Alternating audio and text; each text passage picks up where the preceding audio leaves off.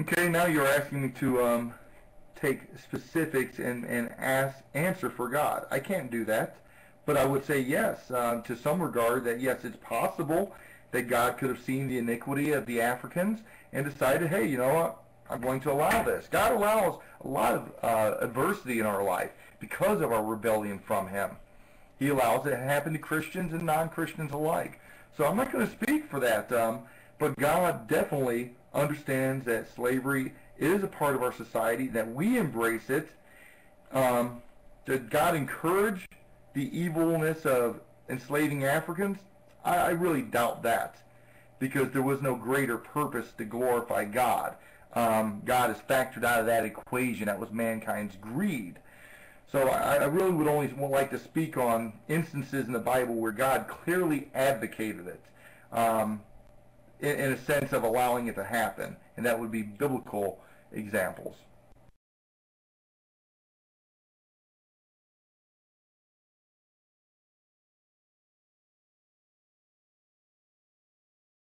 Let me answer what J. Rex said while you're thinking, if you don't mind. J. Rex, you were talking about, you said that Christians, took slaves and said that they were, doing so to help them, not be under their false god, whatever. First, just because Christians do things in the name of God does not mean that's God doing it. What's funny is the Bible tells us when God's doing it. It's very clear. God says, ye go do this to these people, and then they go do it.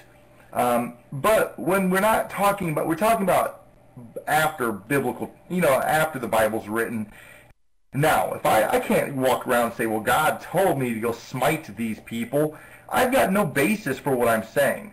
And those people that went to Africa and enslaved those people have zero basis from a biblical perspective to justify what they did. They have zero. They cannot show you anywhere in the Bible where it says that they were allowed to do that. They could say, well, God allowed slavery, so this no.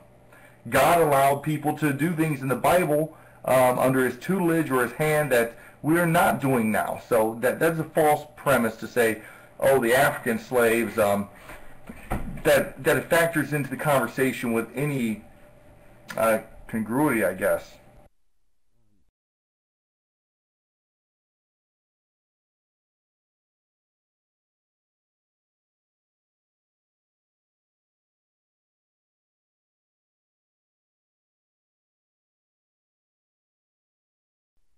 No, because first, let's entertain the African slaves argument.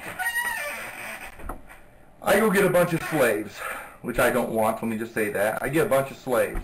And then you go, hey, Jezuzfreek, how can you have slaves? And I go, well, the Bible says I can have slaves. Because look, there were slaves in the Bible. But then you would say, but Jezuzfreek, are you treating those slaves the way the Bible told you to treat them? No. Well, we instantly see that I am doing something contrary to God's will. But now you may say, well, what if you start treating them the way God said in the Bible? Is it still right? No, because God's not told me to go enslave people. I would still be in defiance because God doesn't encourage people to go enslave other people. So that's just, it doesn't work.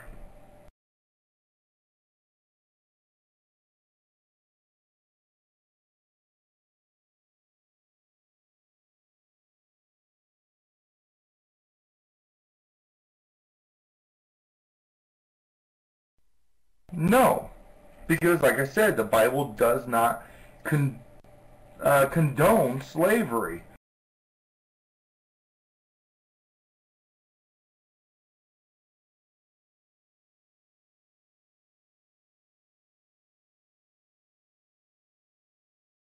Okay, I still don't understand what your question is.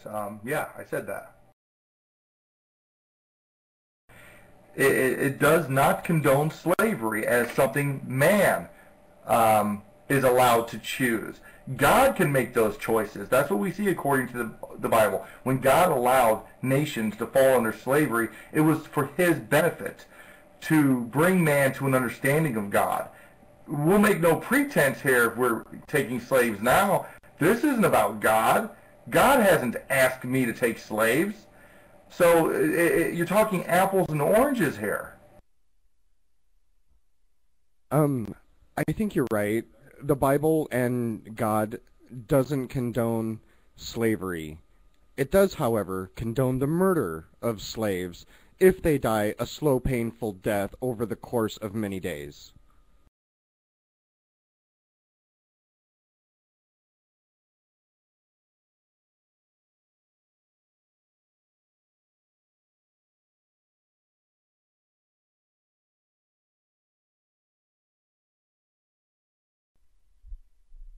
Once again, I seem to be talking to deaf ears.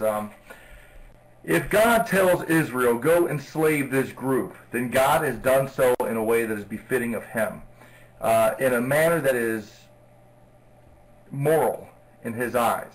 I'm not going to second guess that, but you guys are making drawing the comparison that, oh, well, if I run over to my next door neighbor and conk him in the head with a club and say, you're coming over to my house and mowing my grass every day and you're going to be my slave, the Bible says that's okay, that's idiotic and foolish. God doesn't advocate me going to do that. So you guys are drawing, like I said, you guys are comparing apples and oranges. You're using two different types of slavery.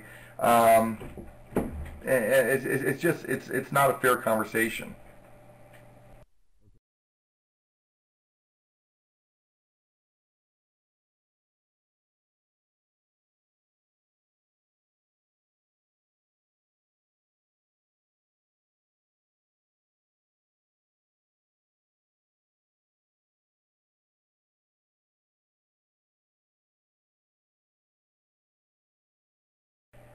You guys can argue and say, oh, well, God, he encourages slavery, whatever, that's fine. I'm not going to argue this all night long. It's not productive. If that's a stumbling block for you, and if you feel that God encourages slavery and you feel that it's immoral, then I would ask that you petition God and take that up with him.